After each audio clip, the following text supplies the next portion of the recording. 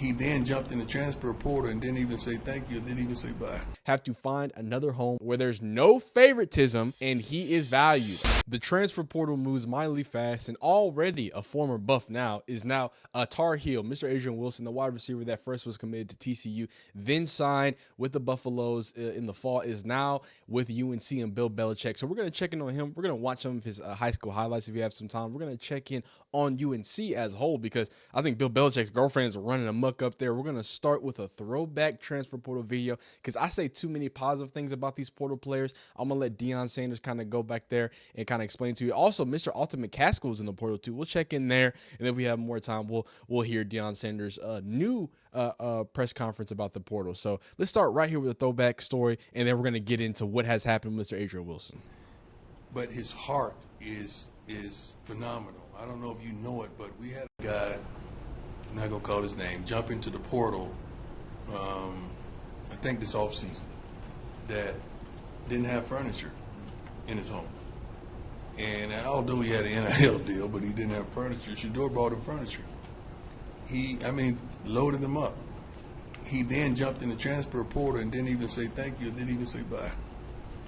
But he don't trip because he's blessed enough to do it. But that's who this young man is, and he's always been. And he's going to do more, praising the Shador. And, hey, there's nothing wrong with that, praising the Shador. But I just wanted to watch that video at the opening because the landscape of the portal, I'm not just going to be someone to just defend. Like, I'm going to tell you the truth. And the truth is some of these situations are clearly young kids with no guidance, no respect for any of the opportunities that they have. And they're really kind of running it up in different ways. Now, again, the problem that has been created is not the kid's fault, right? It does not mean that the kids can't do odd, weird, and interesting things. Now, I'm not sure if this is odd or weird, but definitely interesting. Mr. Adrian Wilson, like we talked about, was formerly at TCU. He was then committed to Oregon, then committed to Arizona State before flipping to Colorado in October, signs, does the full dealio. Obviously, if you've been watching this channel, you know that the rookie wide receiver class, just the wide receiver room in general, is stacked. And you should probably expect more wide receivers hit that portal, right? And you should expect Colorado to grab more people at that portal. It is nowhere near done. I believe it's about 2 weeks of portal open, or about a month. I could be wrong. I need to pull the calendar back up. I had it memorized, and then I tried to forget it because people were just hopping in the portal before it even opened. So I had to figure that out and kind of get everything. But yes, Mr. Adrian Wilson, formerly a 4-star player, I believe out of Texas, if I'm not correct. We're going to watch him do what he does best because he is a dog. I don't know. They got a whole ad playing here, but we'll get there first. So, Wilson hasn't played a down of college football, but has already been on quite a journey since 2023. Wilson has been committed to TCU, Arizona State, like we talked about, all before landing with Bill Belichick. So I don't know how long he's going to be with Bill Belichick, but an interesting stat from the transfer portal is that more than 1,000 players entered on the first day. Today, while I'm recording it, is day 2. That's how we figured out that Adrian Wilson is there with UNC in different situations like that. Speaking of UNC, they also had a quarterback into the portal. They had a few quarterbacks into the portal. I will say that, when we look at some of the crazier stories in the portal, I just dropped my phone.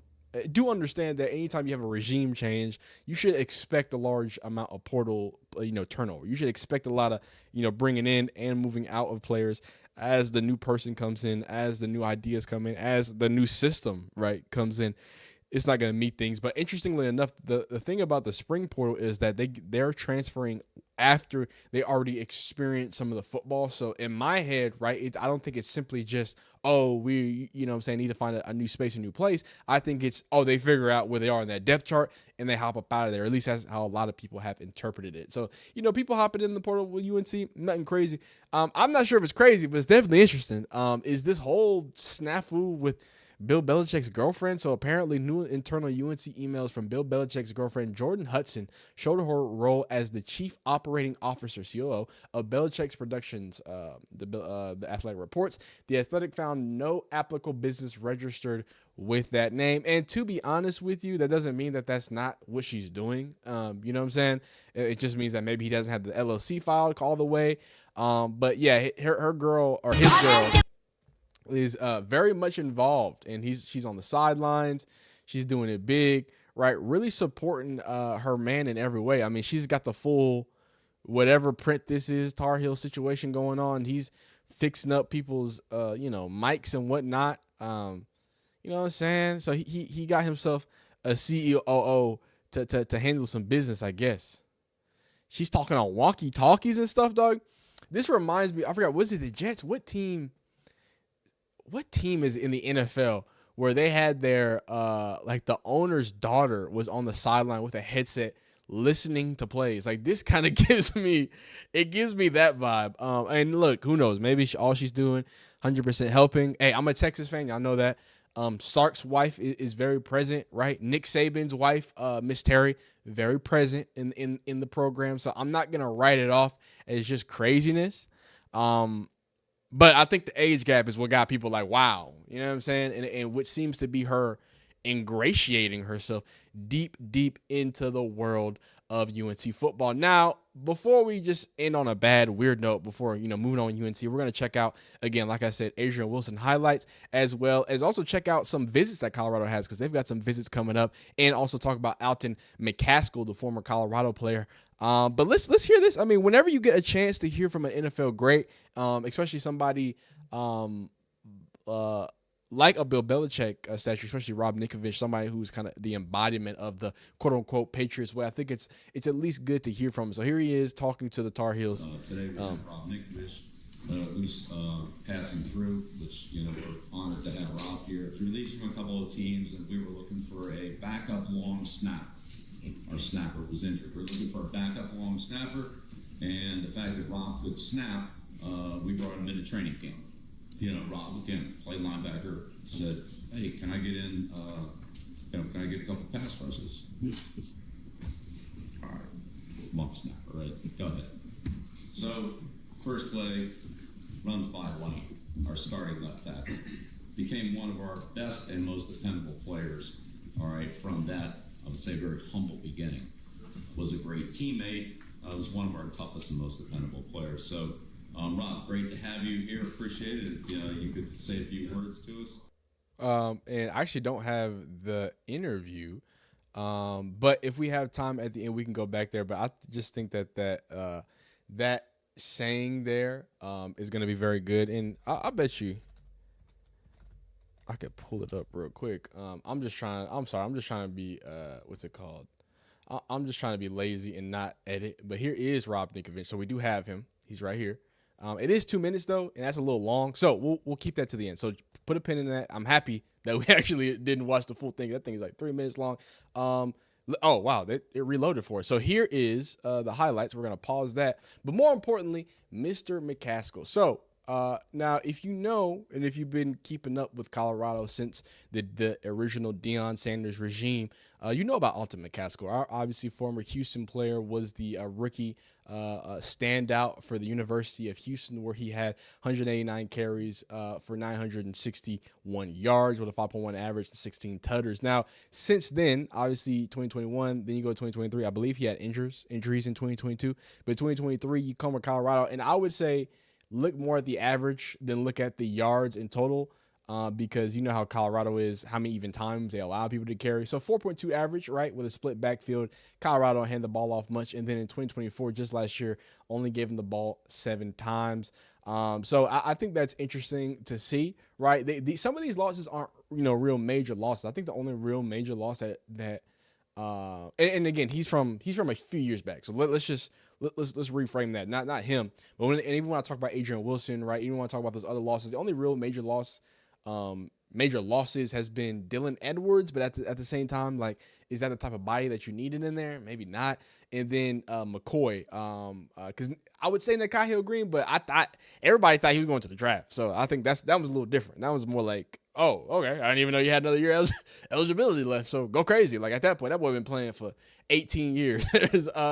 So with him, I think more so the conversation that needs to be had is less about Colorado. This was the point what I was trying to say. Like, hey, this isn't really impactful for Colorado. McCaskill is. What it is, though, is it continues to highlight one of the big talking points that Deion Sanders highlights when he speaks about the transfer portal, right? If you remember, if you watched the video of Mr. Jeremiah Brown, right? Jeremiah Brown had been with Deion Sanders since Jackson State. He transfers with him with Colorado, and just this fall, he popped into the transfer portal. It was weird. It was confusing. It was interesting. Even more confusing and interesting, it would have to be the fact that he was out of the portal within the next week. And when he came to Prime and really talked to him, and again, we've talked about it. Go watch the other video if you want to go the full story. But in short, Deion Sanders said, look, a lot of these times when these kids are having these decisions being made, right, it has a lot to do with parents and agents and other representation. Now, I know that might sound interesting because it's the same story that's being told about Nico, right? That the whole snafu about Nico has its roots planted in the fact that, whether it be a parent, whether it be whoever is very much invested into the funds, into the location of where this young gentleman plays out his young athletic career. So McCaskill is similar to that. So this is what happened as soon as he entered the transfer portal back last year, right? We have, if my son's not a RB1, we got to go. He was ready last year. He's 100% ready this year. Unfortunately, have to find another home where there's no favoritism and he is valued, appreciated, and has no doubts about RB1. He is the best running back in Colorado, but he not selling. We going. Thank you, Colorado, for your hospitality. So obviously his dad felt very strongly about the things. And that's really what it comes down to, right? Again, he was the American Athletic Conference Freshman of the Year at Houston a few seasons ago. ASU was very deep at running back with Kyson Brown, Raleek Brown, Kanye Udo, Jason Brown, and Demarius Robinson. So you went from Colorado, where I guess you assume that there was favoritism, right? And then you go to what looks to be an even more loaded quarterback room. Here's a throwback well-off media clip. Because, look, hey, McCaskill was a guy now. McCaskill definitely gave a lot of value to Colorado in the run game back then. So to see him still trying to find his footing and clearly not finding a lot of carries either. I got obviously those 7 carries. That was actually in Arizona State. So you go to Arizona State and you get less carries this year. I forgot that he wasn't. He entered the transfer portal from Colorado in 2023. So and your average goes down too. So hey man, the grass ain't always greener, big dog. I think you would have been happier to have at least double the carries and double your average. But hey, that's how the cookie crumbles. And I truly, honestly hope that he finds a home because it seems like somebody is fighting against him and his parents. So I hate to see that stuff. But to kind of close out here, Mr. Adrian Wilson, we talked about it. Who is UNC getting and who is Colorado losing, right? Again, before we even get into this, I want my Colorado fans to know, look, I'm not saying that y'all losing nothing, dog. Y'all got plenty of beasts when it comes to specifically young wide receivers, right? Draylon Miller, who was a true freshman last year, he's going to be a sophomore. Isaiah Harge, is he a true sophomore as well, or was he hurt? I believe he's a redshirt. He might be a redshirt freshman, but I'm drawing a blank there. And then you have, obviously, Quanell. Then you've got Quentin Gibson, who's immediately making a giant impact. Like, it just seems like for specifically the rookies or the freshmen, there's a lot of talent at the wide receiver group. But let's see what UNC is getting out of Mr. Adrian Wilson. So we're looking left, right down the field, and that's a beautiful streak. Not a streak, beautiful post right down there. But he was streaking through the tight ends here. Little RPO offense, looks very Tennessee-like. Oof. Nice little move there, puts it on him, and it don't look like anybody can even keep up with him. There's way too much speed. So far, what I'm seeing is very slightness. You know what I'm saying? Like you like to see an athlete who's very under control whenever they're playing, right? And he's someone who clearly is outrunning everybody, but it don't seem like he's trying. You know what I'm saying? With the high steps into the end zone. Okay, I like it. I like it. He seems to have some length on him as well. Great work there on that fade route. I love the way that he did it. The ball placement was good by Q. I think he was patient with his eyes and his hands as well. There he is again, one-on-one in the back of the end zone.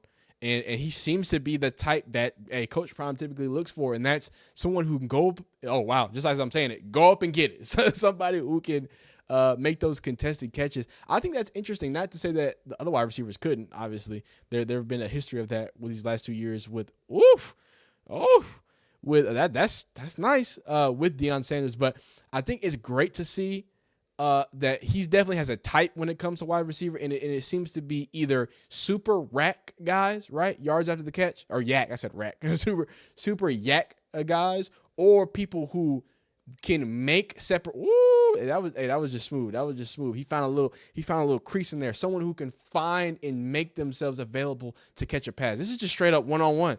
And these are hitting front shoulder, back shoulder, front shoulder, back shoulder, just because he's putting his defender in an absolute blender. And then if he doesn't put his defender in the blender, like he just did right there, he's just gonna go ahead and use his body control, to find something else. And I think that what happens is, oh my goodness, yeah, this kid does not care who's in front of him. He's gonna catch it. I think that what happens is when you talk about the dynamism, I say it wrong every time. Too easy. He reminds me of Laquan Treadwell. Not like actually right now, but I'm saying like if y'all remember, it was him and what's it called? Another wide receiver. I think DK Metcalf. They had like some record where like they went like 10 games or 8 games where only catch they caught were like touchdowns, and that's what he's looking like. Everything they toss him is a tutter. So that's crazy, but. Like I was talking about, the different dynamics in this wide receiver room right now seem like they don't really need another go up and get it type of guy. You got Omarion Miller, who obviously can give you that, but his tenure and his but his age, right? What is it called? His veteran status. There you go. His veteran status, not only with Colorado, but just in football, I think gives him a bit of edge. And he adds there with the age. And then you have somebody like Isaiah Harge, who's clearly just a slot demon, right? He's going to do a lot of things. Draylon Miller, who's going to be that not Dabo. Who I can't say nothing. Dabo Sweeney's khakis are on my mind. Who's clearly going to be a Deebo Samuel type guy. That's who he compares himself to. I predict him getting some running back reps, especially in a running back room that Deion Sanders himself has admitted to be a little light. It's a little light, you know what I mean? So I would look to him to get some to burn there. But then you have people like Quentin Gibson, like we alluded to, who's just a burner, right? He's a burner. He's a down the field guy. He can line up in the slot as well, right? And then you have Quanell and Joseph Williams, who I think are these type him right here. They're the Adrian Wilson type receiver who they both in spring practice have been going up and getting crazy catches. They've been using great body control, the hands, the patience, the ability to make their quarterback bail them out of some situations. Like you need that. And these physical wide receivers like Quanell, right, like Joseph Williams, they're not afraid to go up and get it at the catch point, right? And they got enough size to do it too. It seems like they had plenty of those, right? You have that, and Omarion Miller can do that. But that's what UNC is going to get. UNC is going to get a guy that is, from what it looks like on the high school film, that's ready to catch anything. He's not afraid in traffic, who's a sure athlete, right? I think the speed and the explosiveness is there, but really you see less suddenness and you see more control, right? And that's not a bad thing. I think it's good in another way. And I see somebody who's really a bit of a, and there you go. There you see him tempoing his routes too. Like he seems to be a guy that really wants to get into the art of being a wide receiver. So hey, congratulations to UNC for getting one of them dogs. And I think Colorado is going to be able to replace quite quickly on a few different things. And we'll end it here because I know we were talking about it with Rob Ninkovich addressing UNC, and we'll get up out of here. You to grow. It's growth, right? You either get better or get worse. I don't like the whole stay the same. Like you either get better or get worse. If you don't lift, you're getting worse. If you're not studying, you're getting worse. If you're letting somebody else work harder than you, you're getting worse. Right? And now this is fate, right? You guys are all sitting in this room for a reason. You guys are from all parts of the country. I saw the map. There's people from everywhere in this room. You're here right now to get better. You got the greatest coach of all time here to help you learn and get better. If I didn't have those opportunities, I wouldn't have what I have in my life. I wouldn't have my children, wouldn't have my wife, wouldn't have everything that I have right now. So you're taking these opportunities, and nothing's going to be given to you, which it shouldn't. Nothing should be given to you. And you're going to try and grow and get better every day. And that's what these days are for. And then Bill put on the highlights, and he'll have lowlights, which it happens. You put your big boy pants on. It happens, right? It happens in life. You're going to mess up. And he said something I'll never forget. He said, listen, this is what we're looking for, right?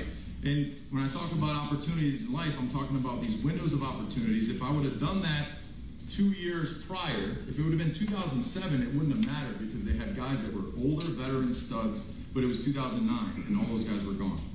And you're looking to build something with a group of people that are hungry, that want to grow, that want to get better every day, and they have a certain set of characteristics that a team is looking for to succeed.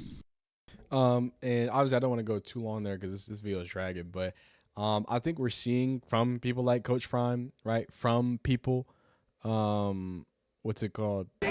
Like, what's it called? Even Marshall Falk, but these other head coaches that are seemingly ex-football players, right? Or ex-NFL, what I should specifically say, right? And it's giving them, I think, the next layer that's needed to coach in this era, in the NIL transfer portal era. And it's this guaranteed of, I know how to get you to the league, right?